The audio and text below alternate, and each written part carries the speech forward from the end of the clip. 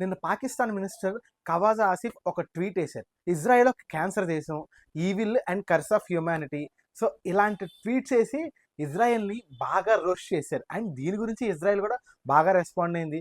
ఇలా చేయడం కరెక్ట్ కాదు అని చెప్పింది. పాకిస్తాన్ ఇరాన్కి యూఎస్కి మధ్యలో ఒక పీస్ బ్రోకర్లా వర్క్ చేస్తుందని మనందరికీ తెలుసు. ఏం చేసింది, నిన్న ఇజ్రాయెల్ లెబనాన్ మీద భారీ స్ట్రైక్స్ జరిపింది. అండ్ దీని గురించి పాకిస్తాన్ రెస్పాండ్ అయింది. ఏమని రెస్పాండ్ అయింది, దీనివల్ల లెబనాన్లో వందలాది మంది వాళ్ళ ఇల్లులు కోల్పోయారు, వాళ్ళ షెల్టర్ లాస్ అయింది, and hundreds of people injuries అయ్యాయి, వందల మంది చనిపోయారు. ఇదంతా పాకిస్తాన్ అబ్జర్వ్ చేసి ఇజ్రాయెల్ మీద ఒక నెగిటివ్ ట్వీట్ వేసింది. And at the same time Israel మీద నెగిటివ్ ట్వీట్ వేసి ఇరాన్కి ఇజ్రాయెల్కి మధ్యలో ఒక పీస్ బ్రోకర్ లాగా యాక్ట్ చేస్తుంది. ఫిబ్రవరి 2026లో ఇరాన్ మీద ఇజ్రాయెల్ అండ్ యూఎస్ఏ కలిసి భారీ ఎత్తున స్ట్రైక్స్ చేశాయి. అండ్ ఆ స్ట్రైక్ చేసినప్పుడు ఆ స్ట్రైక్స్కి ప్రతిదాడిగా ఇటు లెబనాన్ గ్రూపు ఇజ్రాయెల్ మీద ఆపోజిట్గా స్ట్రైక్స్ చేశాయి. ఇజ్రాయెల్ ఏం చేసిన దాడులు చేసింది, వందల మంది వాళ్ళ ప్రాణాలు కోల్పోయారు. అండ్ దీనివల్ల ఆస్తి నష్టం జరిగింది, ప్రాణ నష్టం కూడా జరిగింది, చాలా మంది వాళ్ళ షెల్టర్స్ కూడా కోల్పోయారు. హెజ్బుల్లా తక్కువ తిందండి, సేమ్ వాళ్ళు కూడా అదే చేశారు. Hundreds of missiles and hundreds of drones launch చేశారు.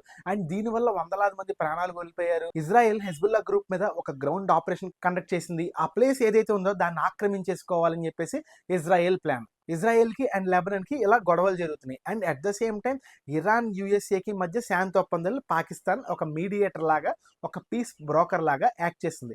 ఇక్కడ దాకా బాగానే ఉంది. ఈ ఒప్పందాలు ఏవైతే జరుగుతున్నాయో ఇన్ మీన్ వైల్ ఇజ్రాయెల్ ఏం చేసింది, లెబనాన్ మీద దాడులు చేసింది. ఈ దాడుల్ని పాకిస్తాన్ పూర్తిగా ఖండించింది. ఖండించడం కూడా మామూలుగా కాదు, ఖండిస్తే పర్లా కొన్ని నెగిటివ్ కామెంట్స్ చేసింది. ఆ కామెంట్స్ ఏంటో చూద్దాం. పాకిస్తాన్ ఫారెన్ మినిస్టర్ ఖవాజా ఆసిఫ్ ఒక పోస్ట్ వేశారు. ఏమని వేశారు, ఇజ్రాయెల్ సివిలియన్ డెత్ కి బాగా ఇంపాక్ట్ చేస్తుంది, ఇంటర్నేషనల్ లా వైలేషన్ లో ఇజ్రాయెల్ ముందుంది, ఇది కరెక్ట్ కాదని చెప్పేసి ఖవాజా ఆసిఫ్ ఒక ట్వీట్ వేశారు. అండ్ ఈ ట్వీట్లో ఇవే కాకుండా ఇంకో నెగిటివ్ కామెంట్స్ బాగా చేశారు.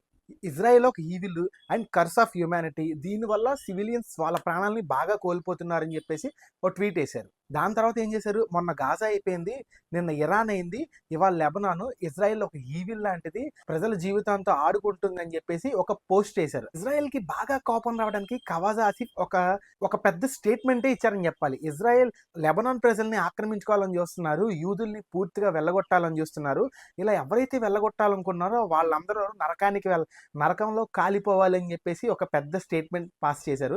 అండ్ ఈ స్టేట్మెంట్ మీద ఇజ్రాయెల్ గవర్నమెంట్ బాగా హట్ అయింది. అండ్ ఈ పోస్ట్ వల్ల చాలా నెగిటివిటీ స్ప్రెడ్ అయింది, ఇజ్రాయెల్ ని బాగా హట్ చేసింది. అండ్ ఇజ్రాయెల్ కూడా ఏం చెప్పింది, మీరు ఇలా చేయడం కరెక్ట్ కాదు, పీస్ కావాలని చెప్పేసి మాట్లాడుతూ ఆపోజిట్ సైడ్ మా మీద ఇలా నెగిటివ్ కామెంట్స్ చేస్తున్నారు, మేము దీనికి చాలా హట్ అయ్యామని చెప్పేసి చెప్పింది. ఖవాజా ఆసిఫ్ ఏం చేశారు, ఆయన వేసిన పోస్ట్ ఏదైతే ఉందో అది వెంటనే ఇలా నెగిటివిటీ రావడంతో డెలీట్ చేశారు. ఒక పక్క ఇరాన్కి అండ్ యూఎస్కి మధ్యలో పీస్ కావాలి అని చెప్పి పాకిస్తాన్ ఏదైతే మీడియేషన్ నడిపిస్తుందో ఇజ్రాయెల్ మీద ఇలా నెగిటివ్ కామెంట్స్ చేసింది. అండ్ ఈ నెగిటివ్ కామెంట్స్ చేయడం వల్ల ఇజ్రాయెల్ గవర్నమెంట్ బాగా హట్ అయిందని చెప్పాలి. That's it for the video. Thank you for watching our videos. Take care and bye.